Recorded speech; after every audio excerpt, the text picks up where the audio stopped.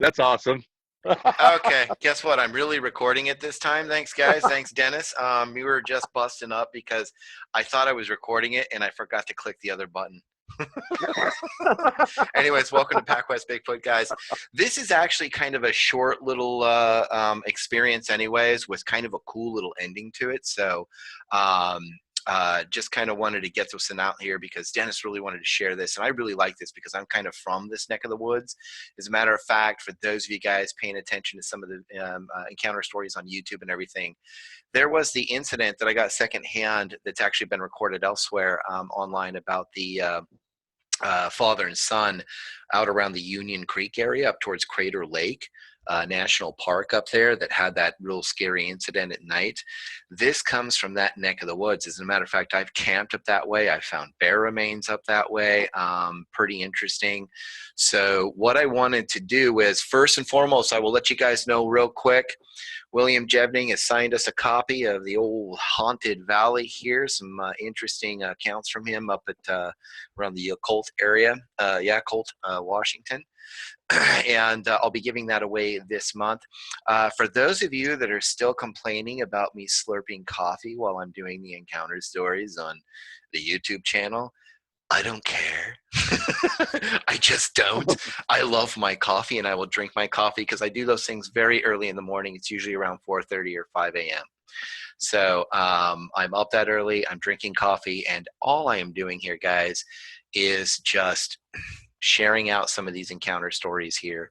I am not here to, like I said, to prove them right or wrong, or if somebody's telling the truth or not, or if it's a real story or a fake story. I'm not here to do that. I'm just here to share them. So that's what we're going to do. We're going to do it in a storytelling format, like we're sitting around a nice little campfire and enjoying some stories that people share with us. So today I have Dennis. He's from Northern California, out there where actually I have some family, but his experience takes place here in Southern Oregon around the Crater Lake area. And as you all of you know, Finding Bigfoot has done some stuff up there with the Native Americans around that area.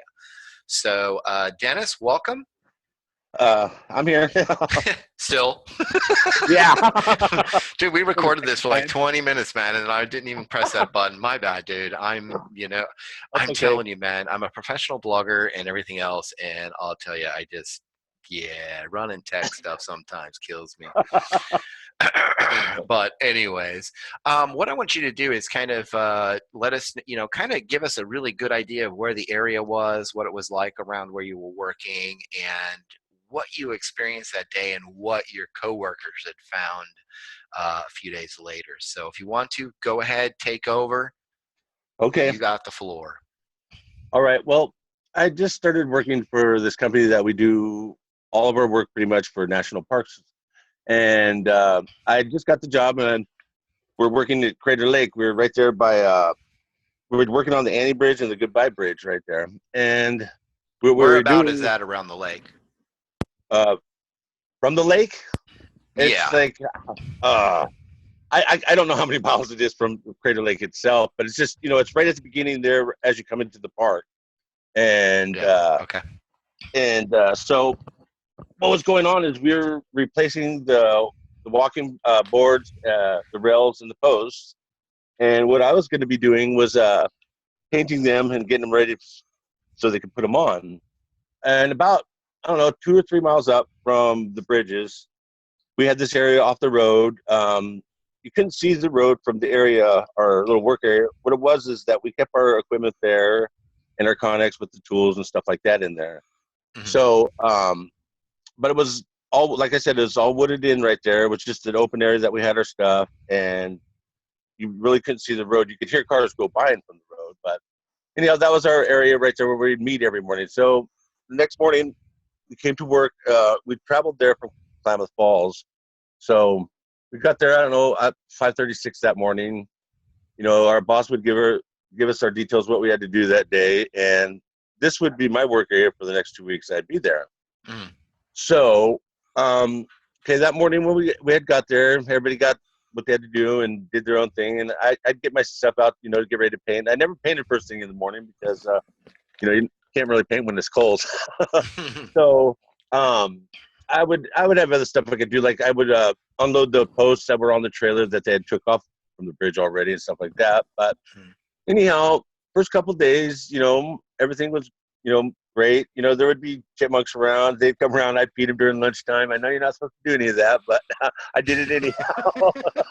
It's like I said earlier, man. Those chipmunks, man. You hear them all day long, and it's like sitting there watching what the View in the morning. I guess is what ladies watch. It's like, yeah, it was really. Because they're really friendly. They come up to you, and I'd feed them whatever. And there's these birds that if you put your hand out, they would land right on it. They're pretty friendly and stuff like that. There was deer, I'd see occasionally, through the trees and stuff like that. But okay, so everything was fine, the first few days. Okay, I'd say about the third day, get there that morning, everybody gets what they had to do, and I'd get my stuff out like normal. And, everything was going fine. Sun came up. I started painting, doing my job, whatever. And it was just really weird all of a sudden that day. I just got this really weird feeling like the hair stood up on the back of my neck and, just real creepy feeling like I was being watched by something. So, of course, I'm looking around to see, okay, what's going on around here. But I noticed in this time, I don't see any like the chipmunks out or the birds. It was like quiet. Everything was quiet. And I thought that was kind of strange myself. And so, but I just had a really eerie feeling that I needed to leave. I needed to get out of here. And it kind of creeped me out. I didn't really want to work the rest of the day. I kind of was like always looking over my shoulder type of thing.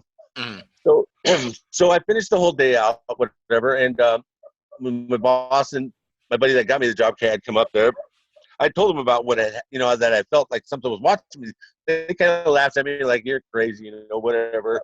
And I'm like, okay, whatever, that's whatever. That you guys don't believe me, you don't believe me. But I told them, I want something up here so I can get away if I need to. So my boss said he would leave me the backhoe. I know Bigfoot probably catch me on a backhoe. They don't go that fast, but I felt more comfortable having something to go, Well, having some sort of machinery around, something that's loud and clanky, Yeah. and that's enough probably to, probably scare something off. Even, if the thing is a predator, it's probably enough to scare them off, for sure. Yeah, I was just thinking I'm getting out of here if I have to. Yeah. I wasn't, but so my boss did leave that up there for me the rest of the time I was up there. But I was only there, like I said, 2 weeks because I had to go to Alcatraz and work. But the following week when I had left, they got there that morning and they found footprints in the snow around the Connex. So and I actually got to see the pictures later on, and it was a pretty big foot, and I have a size 13, and it looked a lot bigger than my footprint. So it was really yeah. Like I was saying earlier, if that's huge, man. I'm a small guy. I'm like I was joking around. I was like 2 inches shy of a disability check here, but gosh, man. You're size 13 for crying out loud. My shoes are over there, but I'm like an 8.5. I'm like puppy size here, and you got 13s. That's pretty big, man. Oh yeah, and that's got to be like almost my shoulder width here. And if it's past that, honestly, you're talking about 16, 17 inches. That's pretty huge, guys. That's pretty big. Yeah. I will get these pictures. I'm working on it right now. I have located the guy. He doesn't work with me no longer, but I've located him, and I'm going to get the pictures so I can send you so you can look at them. I can't say honestly how many inches they were, but by looking at the photo itself, it looks a lot bigger than my foot. I know it was a lot wider. Oh wow. Yeah. Okay. It was just I don't know if anybody's ever had that strange feeling like something watching you and you felt like I've got to get out of this. That's how I felt. It's like, yeah. I didn't really want to finish working that day because I to be honest, I almost felt like I should take off walking down to the bridge area. But then I was like, well, I don't really want to be walking either. So I don't know. Yeah. It was really strange, because I hear the stories and like everybody says, how the forest went quiet, and it's really like that because it was everything went just quiet, you know, because usually you can hear stuff. Everybody knows that. So was it like morning time? Was it noon? Was Yeah, it early well, evening? when I got this feeling, it was probably, I'd say, maybe 9-ish, 10-ish, somewhere In the around morning? there. You know, but that feeling didn't go away all day though. I felt like all day I was being watched by something until, you know, the guys, they didn't show back up to the work area up there where we were until like around 4:30 when you know the day was over. So all day long I had felt like that. It's just like I was actually kind of relieved when they showed up because you know I Yeah. told them right away. You know, like I said, they kind of laughed me off, like, right, you know, didn't really believe me. I'm like, hey, whatever. So when they did find those, I kind of gave them a bad time about it. It's like, you know, I told you guys something was going on that day, you know. But that wasn't the only day I felt that way. There was other days that I felt that way, but it wasn't as an intensive feeling. It was just more or less I felt like I was being watched for a little while and then it went away, you know. But that one day, it was, I don't know, it freaked me out kind of. Yeah, you know, a lot of people talk a lot about like kind of the kind of the Clackamas area up there around Estacada and all that being like one of like the hot spot of Bigfoot activity in Oregon and Mount Hood. To tell you the truth, I hear a lot more interesting stories coming from anywhere between you know, down around Brookings area and the Redwoods down in there, and around the I guess you would call it basically the Klamath Nation area, basically for the Native Americans, Klamath Nation. Around that Crater Lake whole area, that kind of Rogue River National Forest area, from Crater Lake down towards Hyatt Lake and whatnot. I find that place to just be crawling with all kinds of, you know, you know, old stories and everything, you know, encounters and stuff, Mm-hmm. through, you know, at least the last, you know, century, since we've been around here. But I'll tell you, you know, personally, from the encounters that I have heard, I hear a lot of encounters from that area, even more than I hear from the Mount Hood area. So, Yeah, and the I've ones never. that I hear from this area down here are also rather creepy and somewhat aggressive. Hmm. So, Yeah, see now, like I said, I work for the national park, so I mean, I'm out in the, you know, forest a lot. So, but nothing's really gave me that creepy of a feeling. You know, that happened that day. It was really really, strange. okay. You know, Have you so had any anybody you ever work with ever talk to you about anything like that either? They ever anybody ever well, mention? as a matter of fact, the guy that doesn't work for us anymore, that has the pictures, he had told me a story that when he was working up there, I don't know exactly where it is. It was by one of the creeks up there, Mhm. and he had said that he was by the creek and something had threw a rock at him, and it, you know, because he believes in Bigfoot and all that stuff, and he said something had threw a rock at him when he was down by the creek, and it kind of freaked him out, so he left. But that's all I really know about that. You It know, was up that way. yeah, it was up in that Because there's area too. Union Creek up there, and we used to, like I was telling you earlier, we'd right after you get past the Union Creek area where you've got, what is it, Becky's Restaurant or whatever it's called, and the little lodges there, little cabins there. You've got the snow park, and then you've got the horse place, and in between there is this little road that darts off. It's like an old forestry road. And we Mm-hmm. used to go up there and pick morels, and we go up there and camp or hunt, or we'd even like fly fish in the Union Creek up there in certain areas. But there's this, you know, it's way back up in there, but you know, I've heard of. I mean, I've been up there, and I've had friends and myself and everybody else from time to time just feeling uncomfortable being up there, like you are being watched, or just like there's something around that's just dangerous. Yeah, it was. I've found bear remains up that way, so. Hmm. Yeah, and I seen the bear up there too. You know, it's just really strange though that day. I've never felt that way since either, and it's just a really uncomfortable feeling that I didn't really care for too much. Mhm. It kind of me, doing a lot of work for national parks. I'm like, okay, now I got to be in this stuff all the time, and am I going to feel the same way other places?